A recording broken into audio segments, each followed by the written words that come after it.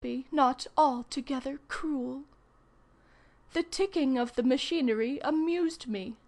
Amused me, I say, for my sensations now bordered upon perfect happiness, and the most trifling circumstances afforded me pleasure.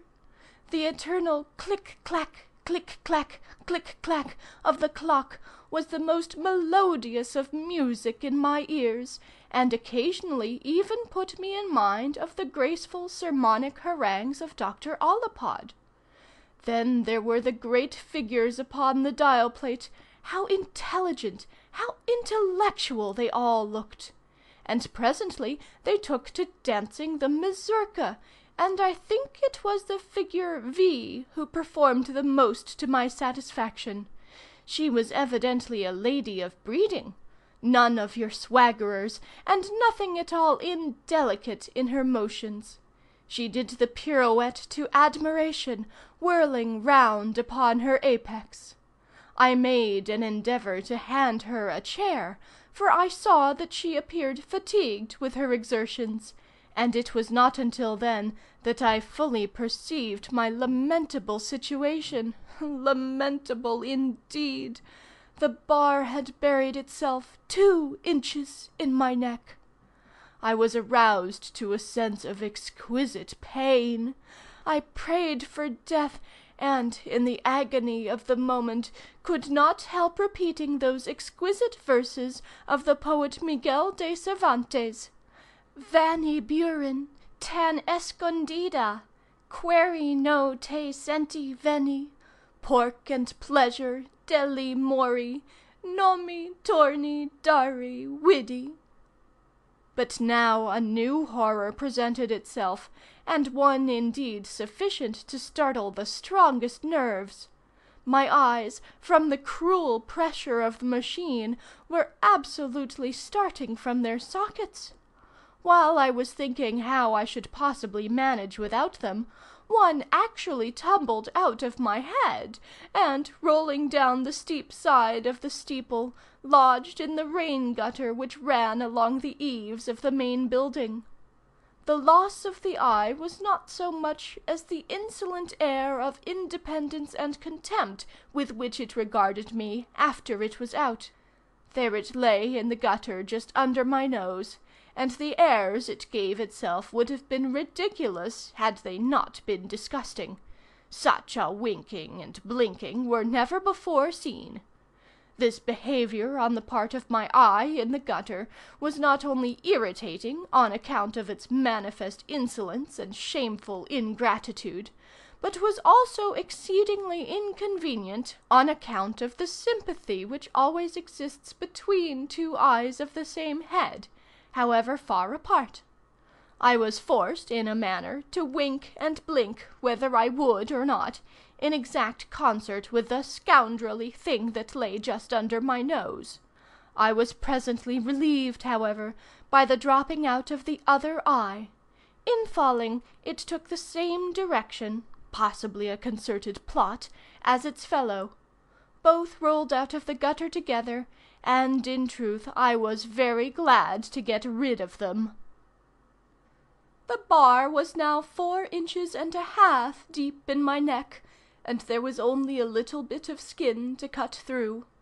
My sensations were those of entire happiness, for I felt that in a few minutes at farthest I should be relieved from my disagreeable situation. And in this expectation I was not at all deceived. At 25 minutes past 5 in the afternoon precisely, the huge minute hand had proceeded sufficiently far on its terrible revolution to sever the small remainder of my neck. I was not sorry to see the head which had occasioned me so much embarrassment at length make a final separation from my body.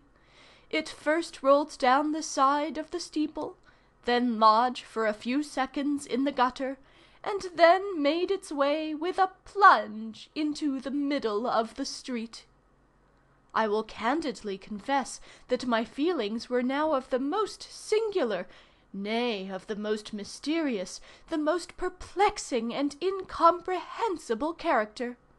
My senses were here and there at one and the same moment. With my head I imagined at one time that I, the head, was the real Signora Psyche Zenobia. At another I felt convinced that myself, the body, was the proper identity. To clear my ideas on this topic, I felt in my pocket for my snuff-box; but upon getting it, and endeavoring to apply a pinch of its grateful contents in the ordinary manner, I became immediately aware of my peculiar deficiency, and threw the box at once down to my head.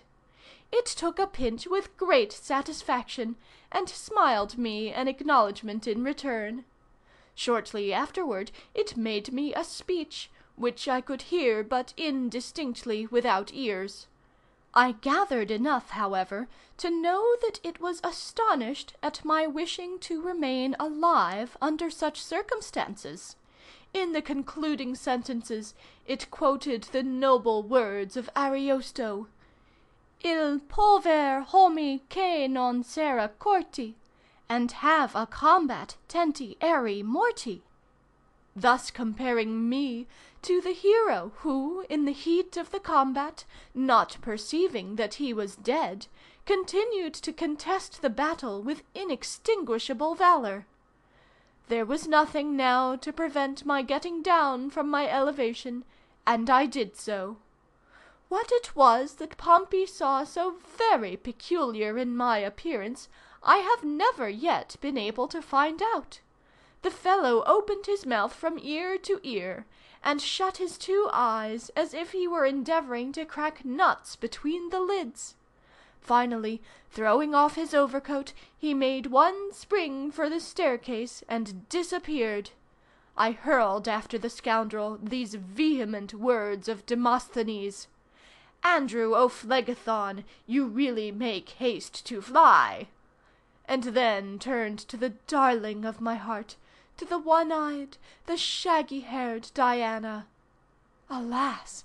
what a horrible vision affronted my eyes! Was that a rat I saw skulking into his hole?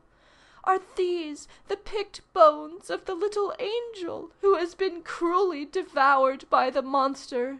Ye gods! and what do I behold? Is that the departed spirit, the shade, the ghost of my beloved puppy, which I perceive sitting with a grace so melancholy in the corner? Hearken, for she speaks, and heavens, it is in the German of Schiller. Und stubby duck, so stubby done, duck shay, duck shay. Alas! and are not her words too true? And if I died, at least I died for thee, for thee. Sweet creature, she too has sacrificed herself in my behalf.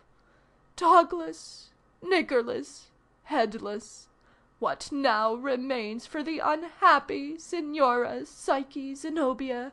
Alas, nothing. I have done. End of A Predicament.